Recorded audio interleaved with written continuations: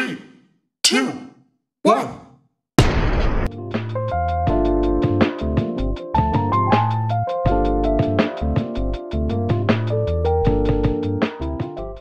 Hi guys, so welcome back to the second episode of Hear from the Guest. I'm Ritka. And I'm Tushir.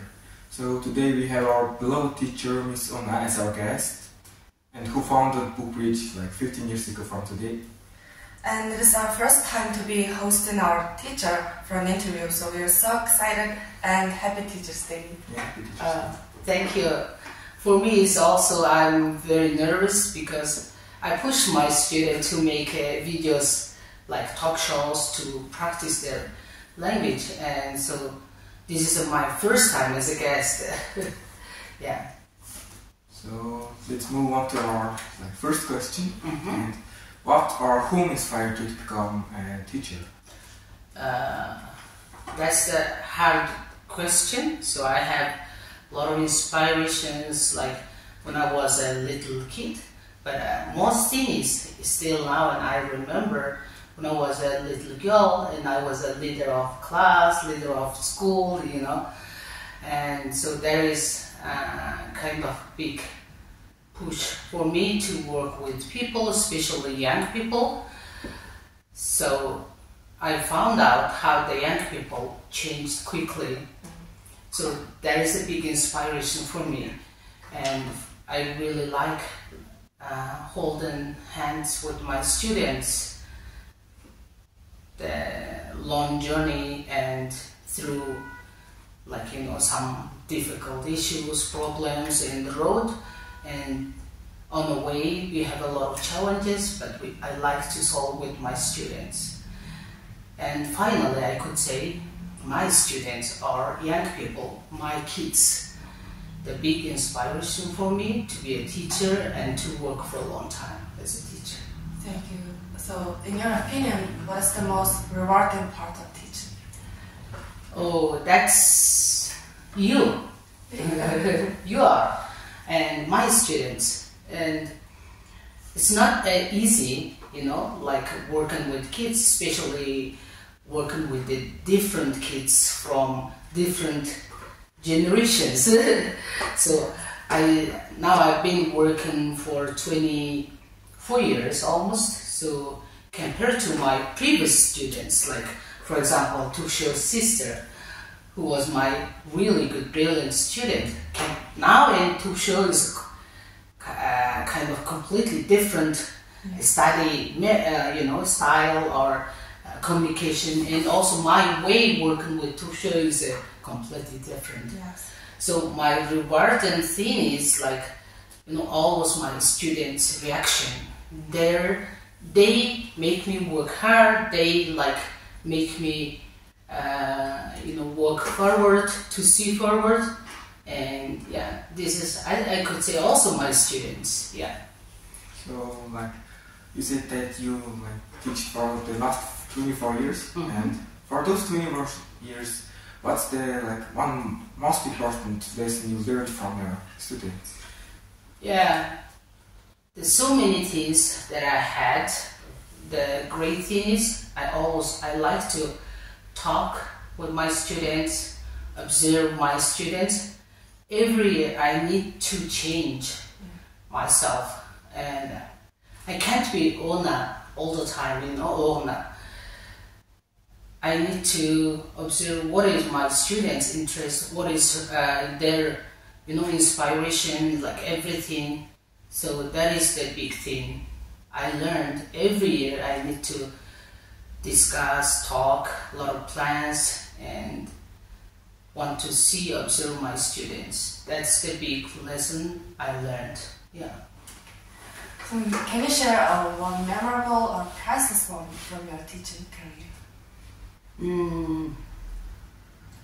Yeah, I think that's a hard one. Memorable, yes. 24 years ago I couldn't speak English, so every morning before I go to class I learned one different greeting in English, because I wanted to show my students that they believe in me, I try to lead my students to speak English, but I couldn't speak English at all. So I just like first day I greeted them like, "Hello, my students," and second time when I had a class, I learned like, "What's up?"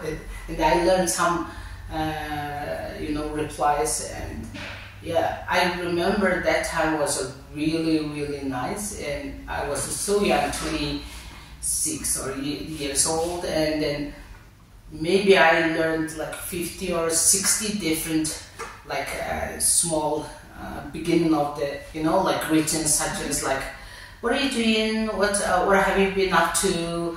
It was hard for me first time that I couldn't speak English. So then my students learned. Eventually, my students were much better than me. Yeah. Yeah. So like our show is coming to an end. And is there anything you want to say to our viewers?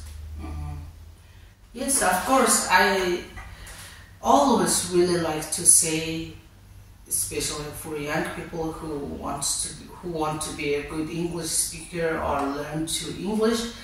So always practice more, push themselves into their studying.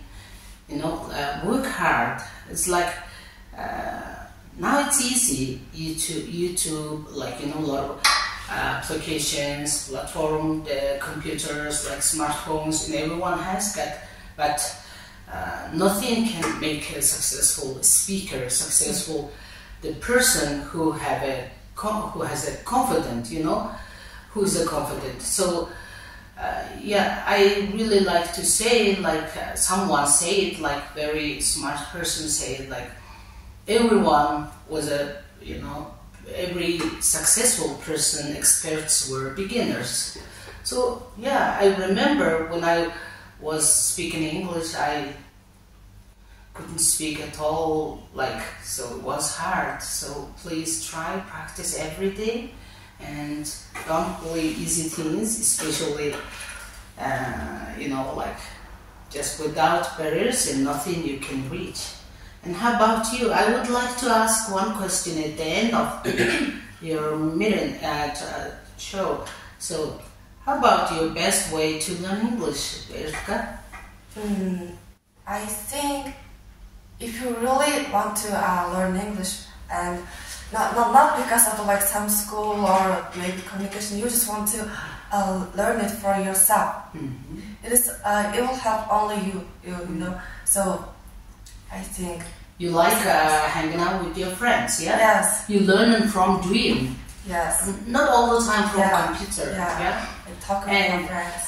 I know, to show we spent like for a long time. So beginning of the years were not easy. Was not easy for us too.